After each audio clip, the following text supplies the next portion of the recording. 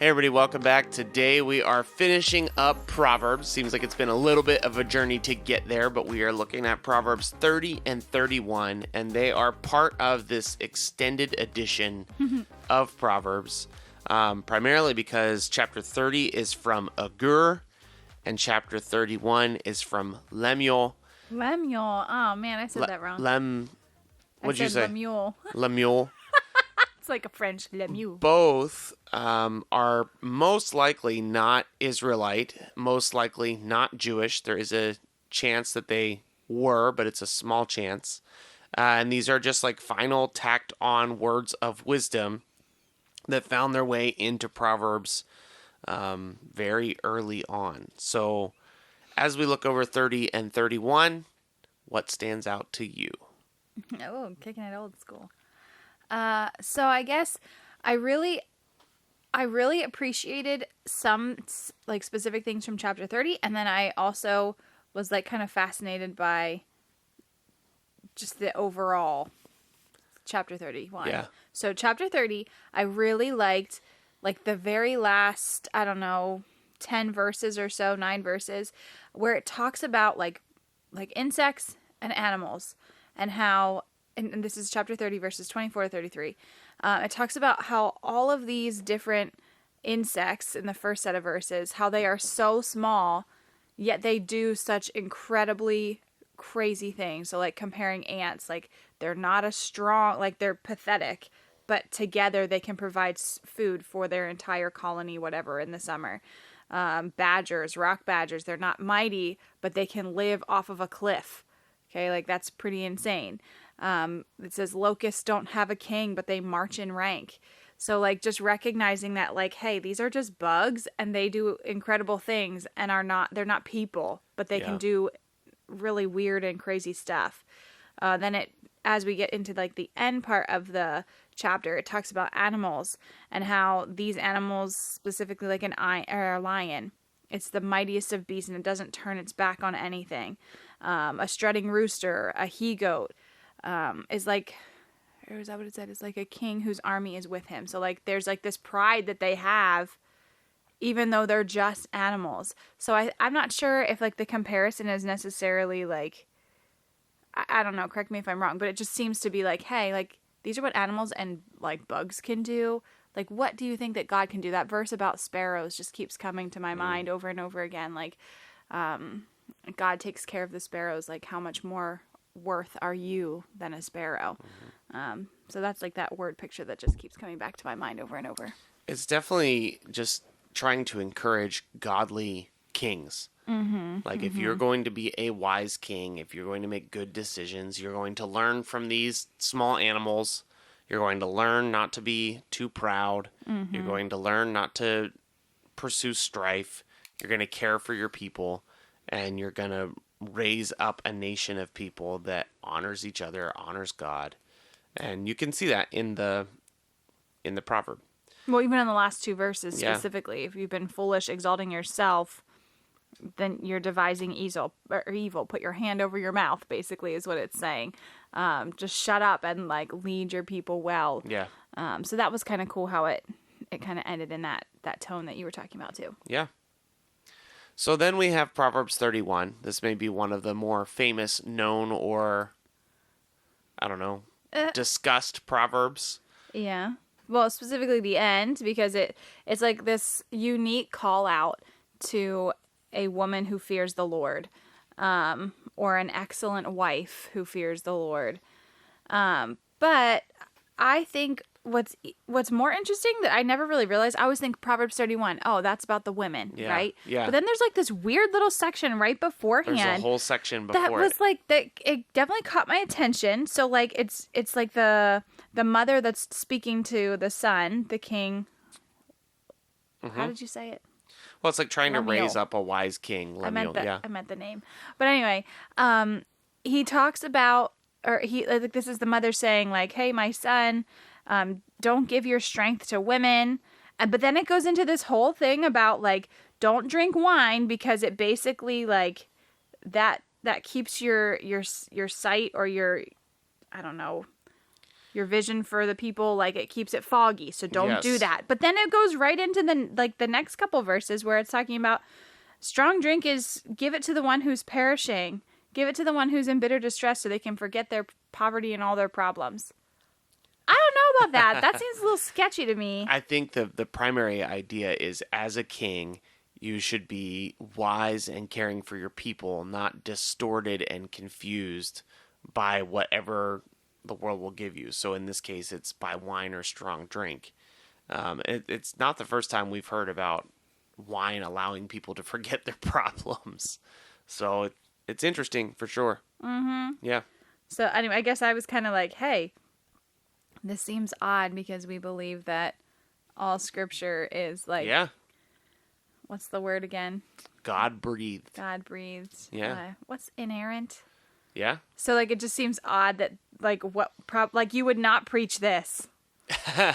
You would not preach. I mean, maybe the part about like a godly king, but certainly not shoving alcohol down the throats of the miserable. Imagine your pastor being like, today's poverty-stricken.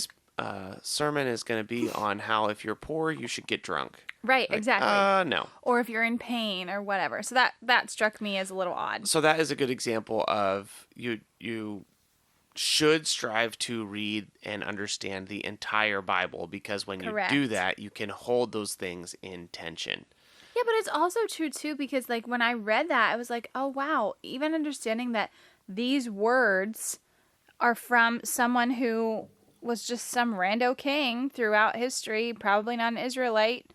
That's like helpful to know too, because I was like, well, why isn't this written? Like, because some of the words of the Pentateuch, well, the words of the Pentateuch are all written by Moses. So how do we get to this part? And we're like, Well, what's cool about this somebody part do is that. these guys most likely are Gentiles, and they also are writing about honoring God and Right. honoring the people.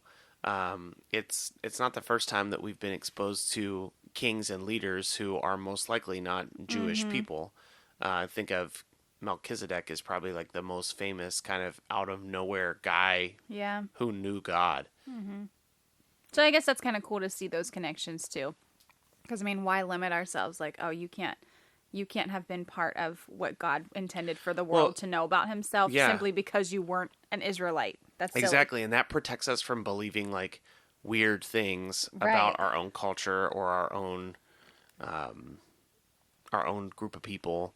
Like, God has been working across cultures for a long time. You hear a lot of times that Israel is God's chosen people, and that they were under His covenant for sure, but always He was making room for sojourners. He was making room for outsiders who knew God and chose to follow Him. So then I guess we move into the end of 31, which there for a while I definitely had like a little bit of like an annoyance with this part of the chapter, because it was like, I don't know, back when 31 bags were super popular, and it was like, oh, be the Proverbs 31 woman. And it just seemed like this really out of reach thing to be. And it was like, for me, I'm like super perfectionist minded. So I was like, oh my word, this is just like a checklist of things that I will never be or do. But I think reading it now, I don't know that I'm like, I'm not saying that I'm this perfect image or this, I don't check all these boxes for sure. But there are things that stick out to me that are like, wow, when I do these things, like my family definitely benefits. Like when I rise early and I prepare food for the day and I'm like not distracted by everybody has such an easier morning. When I prepare food for the cold days, or I have just things ready for my family, like willing and ready. When I don't know, when I bless my husband, like life is definitely, it's more beneficial for all of us. So when I looked at these verses before, I used to just get super irritated with them because it just felt like this perfectionist thing that I would never achieve. But now it's just like, okay, I don't have to be perfect, but these are things that definitely, I don't know, it definitely makes our walk as a Christian family, as a God-honoring family, it just seems to fit a little bit better. There are some interesting things listed that you might not know about. One is that she's considering fields and buying them. What verse is that? So that's verse 16. Yeah, that's right over here. So she's like this woman is out discerning what to purchase for the family. Right. That seems like a pretty big deal. She, verse 24, she makes linen garments and sells them. She delivers sashes to the merchants. So she's like I don't know, like a small business of sorts. Yeah, and what's super cool too, were you going to add to that? Sorry. Well, I was just saying, like, there's a business aspect to a lot of these. And if you think the Bible teaches that women should be at home just raising their kids and doing nothing other than focusing on their kids, that's not what Proverbs 31 is alluding to. That is definitely part of it. For sure, that's part of it. Yeah. But the broader scope and scale is, hey, like, she's out making these amazing clothes and selling them to people, and she's out, like, trying to discern what properties to purchase, which would be best. Like, this is not some woman that sits at home and never goes outside. It's interesting too, as I read through this, like, I think of specific people too that, like, I would like to like imitate or reflect in my own, like, raising of my own children. So, like, for instance, Ryan's grandmother, like, she would totally fit the mold of, like, making linens and clothing and preparing her children for the winter. So, like, I think of her with that aspect. I think of, like, a woman that I know. She has, like, this massive garden and is very, very intentional about how she lays it out and what is grown together, and, like, provides extreme amounts of food for her family because of it. And I think, like, we live in Lancaster County, Pennsylvania, where there are a lot of Amish and Mennonite backgrounds, and that would be very in tune with what this Proverbs 31 is talking about in preparation for families in running businesses. I was at a local farmer's market yesterday where it is just, like, scattered with tons of these women who, like, pour into, like, the food they grow, the food that they harvest, the things that they create and sell and, like, benefit their family from. So I think there's a lot to be said of this, and I definitely have had to adjust my mindset from being like, go, go, go, be all these other things that's not this chapter, and it is just so defeating because I don't have much to show for it for my own family. And now that is definitely just, like, how we operate, and I think it's pretty interesting how it reflects and like has so many connections to what this says. So it's so common across Proverbs, like the very nature of Proverbs, the very nature of Ecclesiastes we just read. Like, it's very common across wisdom literature, I should say. Verse 30, charm is deceitful and beauty is vain, but a woman who fears the Lord is to be praised. So what do we find out is the moral to the story? Like, fear God, grow in wisdom, because you are honoring the Lord and keeping his covenant.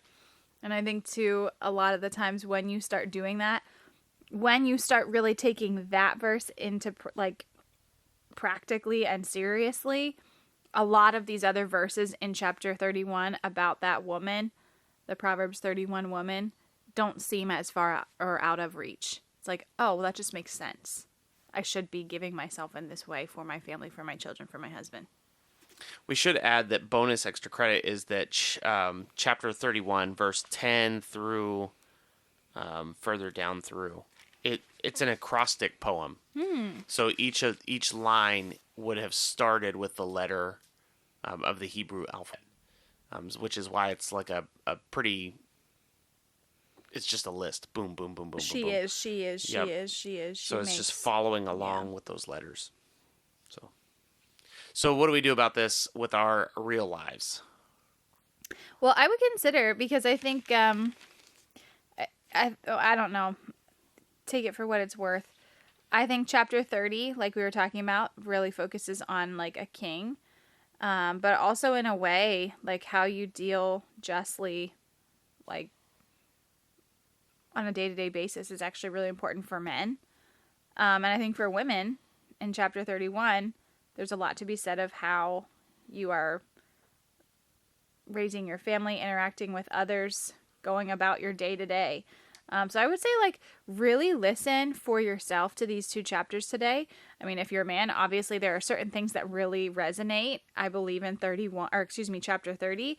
And I think there are things that really resonate for women in chapter 31. So whatever you are, listen to those chapters and really allow the scripture to just kind of resonate with you, and see how it is, like, how does this reflect your life?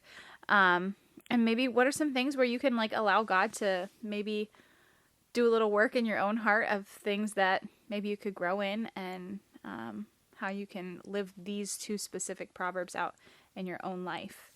Because they are definitely full of, I think, really important nuggets of wisdom. Yay. I think we're done with wisdom literature too. So really soak these last 2 chapters in. All right, guys, we'll be back again tomorrow. We hope you have a great day. We'll see you then. Thanks so much for listening to God's Plan, Your Part. If anything stuck out to you, if you have any questions, or if you'd like to receive a Bible, you can email us at godsplанyourpart@gmail.com. Also, if you're enjoying the podcast, please consider supporting us through the link in our description.